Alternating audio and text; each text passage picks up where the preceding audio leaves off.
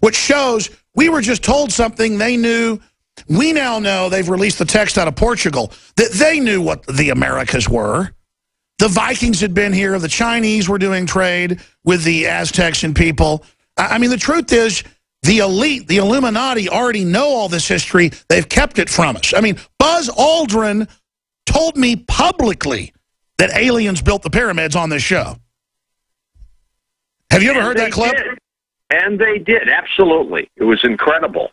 There's nothing that we have on this planet that could have built the pyramids in those days.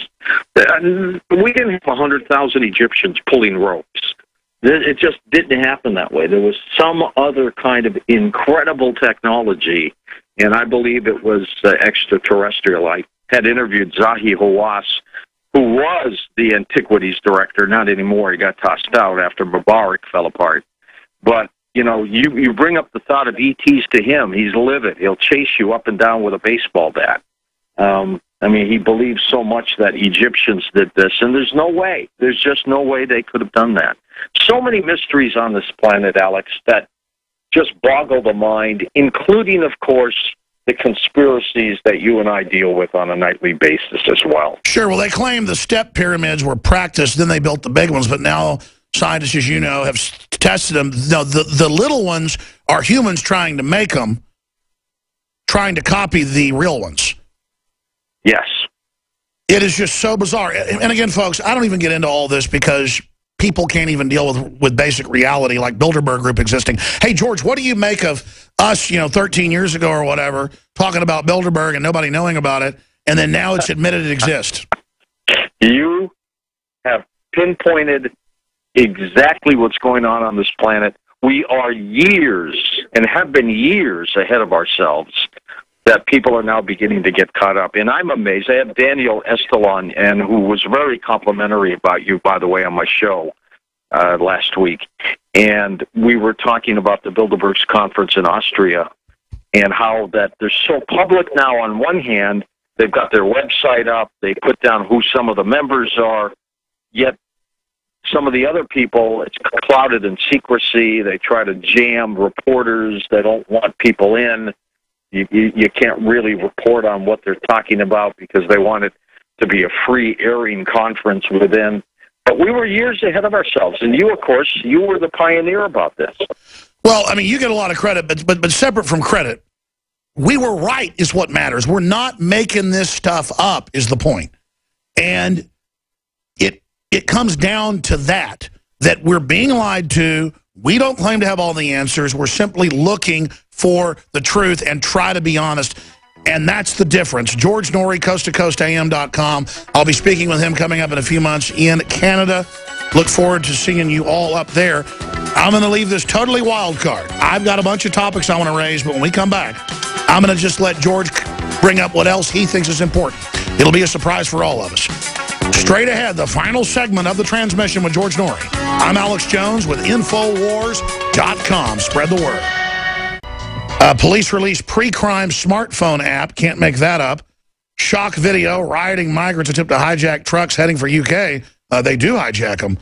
David Cameron's clueless on Magna Carta. Doesn't know what it is. This is its 800th anniversary today. The 15th day of June, 2015. And, of course, it was way back in 1215 that the Magna Carta took place. And I even saw an article demonizing Magna Carta. I'm going to do a report on this for the news.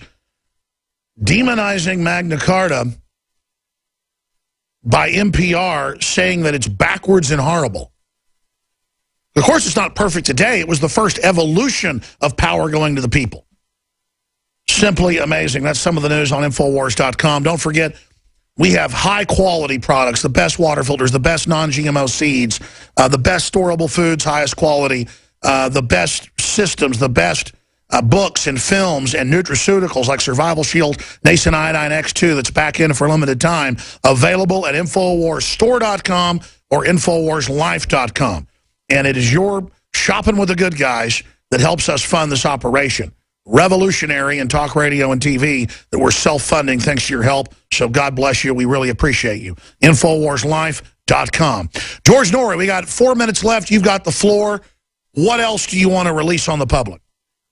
Well, there are a lot of things, as we've been talking about, Alex, that are going on, but I want to once again talk about the power grid, and I would hope that everybody listening to me right now contacts their congressperson, their senator, and simply says, listen, you've got to protect the power grid. The SHIELD bill, which is out there floating around somewhere, we've got to get it to a vote. And for $2 billion, which is chump change, let's secure the integrity of our infrastructure and our country. It is so important to our children and to the future of this nation. We have got to do it. It is by far one of the simplest things to fix of what could be one of the most tragic events ever, and I just don't get it. I don't understand why this government, why some political candidate isn't using this as a platform. Newt Gingrich wanted to do it back when he was toying with running, but of course, he fell on deaf ears. We've got to get people convinced to do this. $2 billion is nothing, Alex, for the preservation of the United States. You're right, and you would think the elite that spend so much time trying to dominate the public to secure their power would want to do something to shield them from a mass coronal ejection, a super X flare hitting the Earth and blowing out the telecommunications on the ground. It just sounds like a total no-brainer that they would do that. Is there some reason that they know something we don't know, that they don't care? Are any other governments hardening their power grid?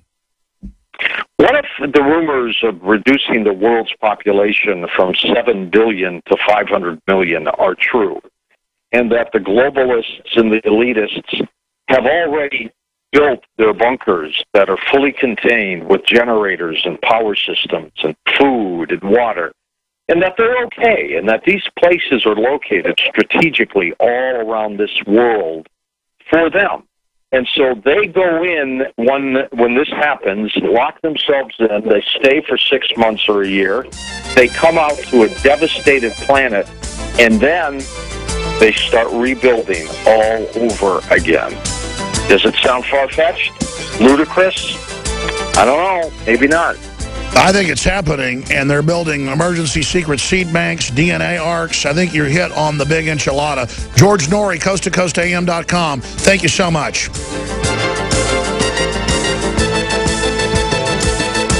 TPP again this week. We need to get massive opposition mounting to it yet again. And we need to understand that the Republican leadership, led by John Boehner and others, are enemies of this country. Try to pass secret legislation that hands over our sovereignty to foreign institutions. And it really illustrates how the Republican and Democratic leadership, just like Jeb and Hillary, are really working together like a Don King match or a mafia-run horse race.